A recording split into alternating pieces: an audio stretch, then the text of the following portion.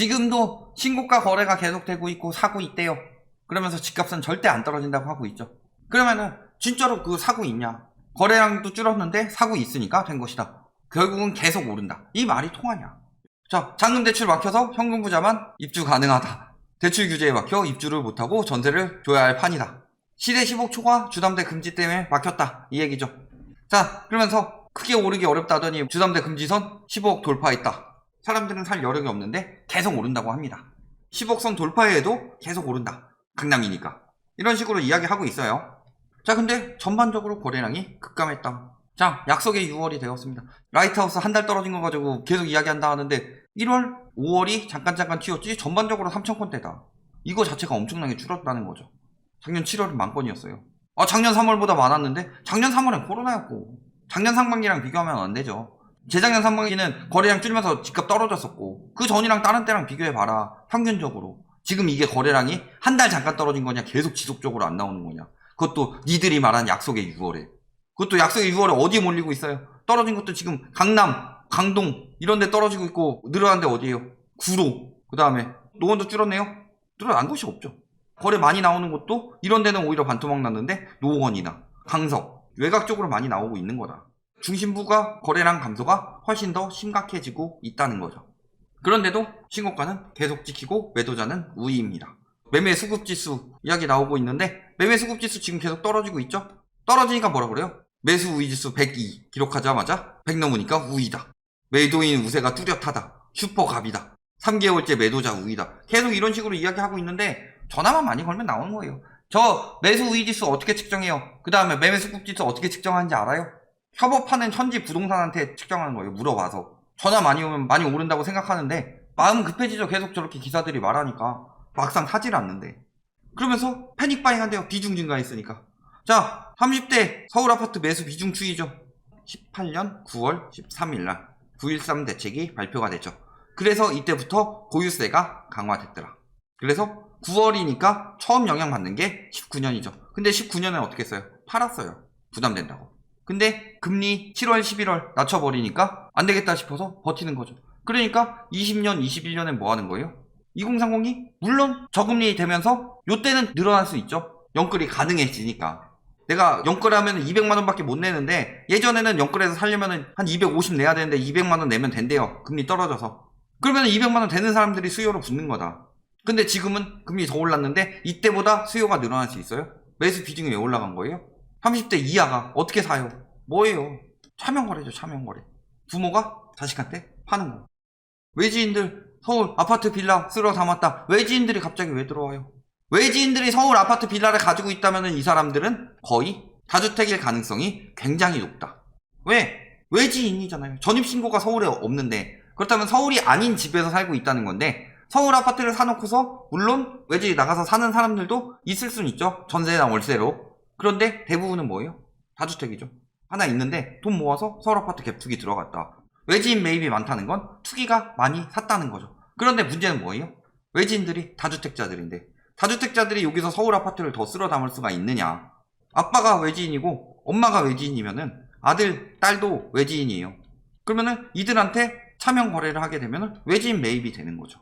근데 뭐 외지 투자 수요가 서울로 빠르게 유입되고 있대요. 거래량이 작살났는데 무슨 유입이 늘어나고 있고 저것도 다 비중 가지고 이야기를 하냐. 비중이요, 비중 맨날. 그리고 9년 전이랑 비교하고 있어.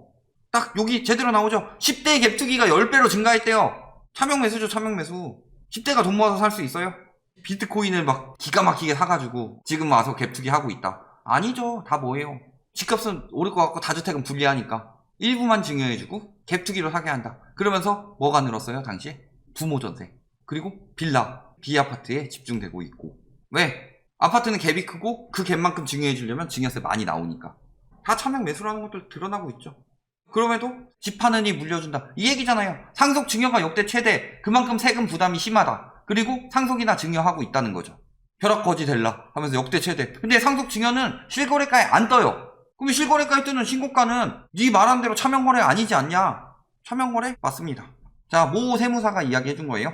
팔지 않고 증여해주는 사례가 많아지는 이유, 집값이 계속 오르기 때문. 계속 오르고 있으니까 왜 오르는지, 언제가 위험한지 이런 거 얘기 안 하죠. 라이트하우스 2년째 전화를 치고 있다. 왜 올랐는지에 대해서도 이야기를 했고 그리고 이것이 엄청난 위험이 될 수 있다 이야기했죠. 마이클 버리도 경고했고 분명히 위험이 있는데도 정책 유지되는 동안에 더 오르는 경우가 있었죠. 근데 지금은 그때보다 더 위험한 경고들이 여러 개 터지고 있다. 우리나라에. 영끌이란 것 자체가 서브프라임들이 사고 있다는 건데. 그래서 서브프라임 억제가 들어갔죠. 그게 핵심이 뭐예요? 갚을 능력이 있는 사람들만 빌려라. 이게 DSR이에요. 이게 바젤3고. 왜? 리먼에서 그렇게 터졌으니까. 그런데 DSR 규제 들어갔으니까 대출 규제 들어오고 정부에서 집 못 사게 주거사다리를 끊는다. 죽어요 그러다 진짜.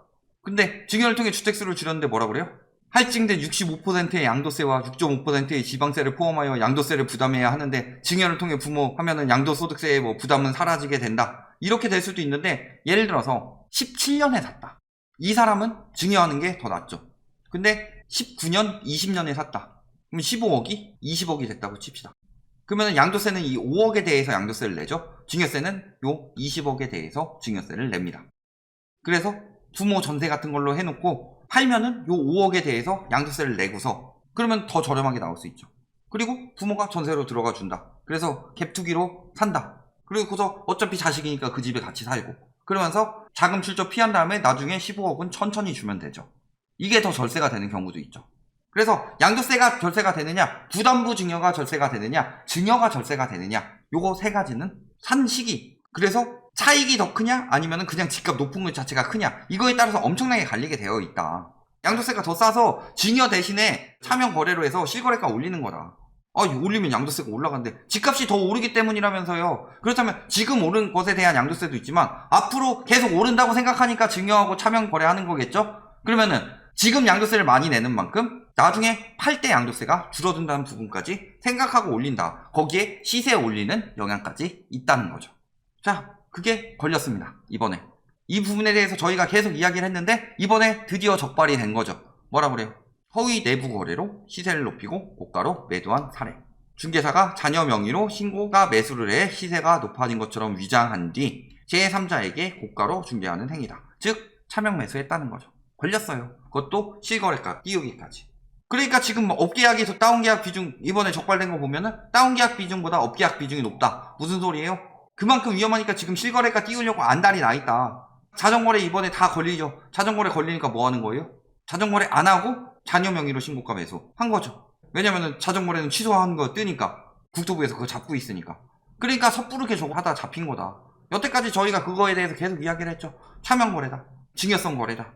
드러나고 있다는 거죠. 증여성 거래하면서 시세까지 띄우려고 하고 있다. 그러니까 지금 거래량이 제대로 된 거래량이 아니고 가격이 제대로 된 가격이 아니다. 2030이 돈이 어디 있어서 지금 사요? 살 거면 작년 8월까지 샀어야지. 작년 6월에 엄청나게 살 수 있는 사람들 다 사고 못 사는 거예요 지금.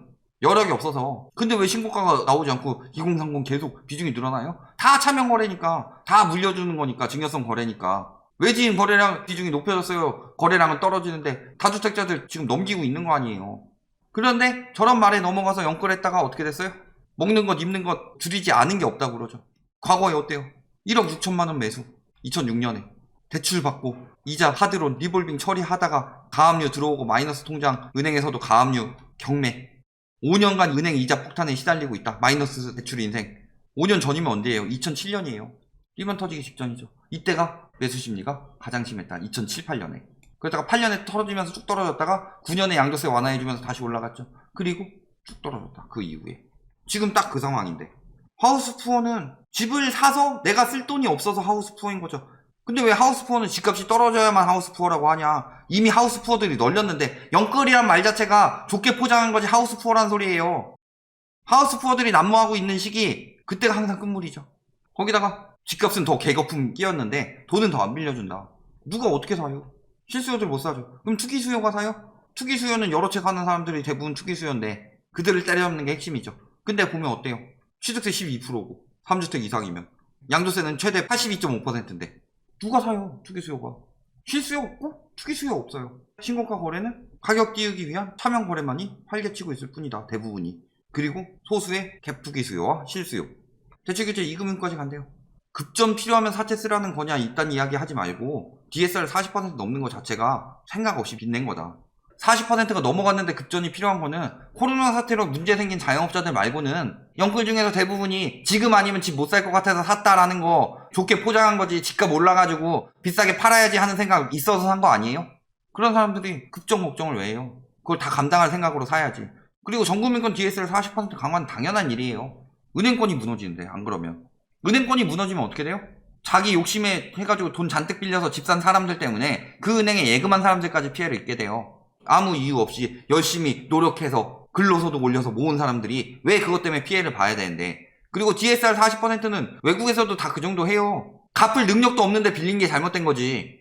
3분기 대출 더 쪼인다고 했죠. 가계주택, 가계 일반에 대해서 대출 제도가 마이너스 18까지 나왔습니다. 그만큼 대출 안 내주겠다는 거예요. 그리고 5, 6%, 내년에 4%로 더 줄일 것이다. 가계대출 증가세를. 아파트 거품 엄청나게 꼈는데 돈은 더 안 빌려줘요. 어디서 마련해요? 훔쳐서? 그런데 집값이 무조건 올라요? 별로 뭐예요? 아파트는 완전 개거품이다. 근데 부동산 시장에 들어올 유동성이 없다. 살 수 있는 사람들 맨날 현금 부자 줍줍 이야기하죠. 현금 부자들만이 살 수 있다. 혹은 고연봉자. 이들이 가능한데 고연봉자들도 지금 감당이 안 될 만큼 집값이 올랐고 대출이 나오는 사람들은 이들인데, 그렇다면 현금 부자들이 살 수 있는데 현금 부자들이 왜 현금 부자냐? 이미 경제위기 예견하고 2019년부터 쭉 팔고 있었어요. 이들은. 빠른 사람은 2017년부터 팔았고, 아 규제 들어가고 하는구나, 어깨쯤 올라왔으니까 규제 들어가는 거야. 그래서 머리까지 올라와서 19년부터 떨어졌는데 지금 막 문제 생겨가지고 키높이 구두 신겨준 거예요. 그래서 상처 조금 더 올라간 거죠. 근데 떨어지면 어떻게 돼요? 발바닥까지 떨어진다는 거죠. 현금 부자들이 살 리가 없죠. 실수요도 투기 수요도 지금 들어오지 않는다. 이것이 나타내는 것이 거래량이고, 이 거래량도 엄청 줄지 않았는데 보니까 차명 거래라는 것들이, 증여성 거래라는 것들이 드러나고 있다. 거품 잔뜩 낀 아파트 살 사람이 없어요. 다 누가 사고 있는 거예요? 다주택자 명의 분산용으로만 사고 있는 게 대부분이다. 그런데 이걸 가지고 매일같이 신고가고 매일같이 집값 폭등한다고 하고, 잘 생각해보세요. 진짜로 사고 있는 사람이 얼마나 되는지. 여기까지 말씀드리겠습니다.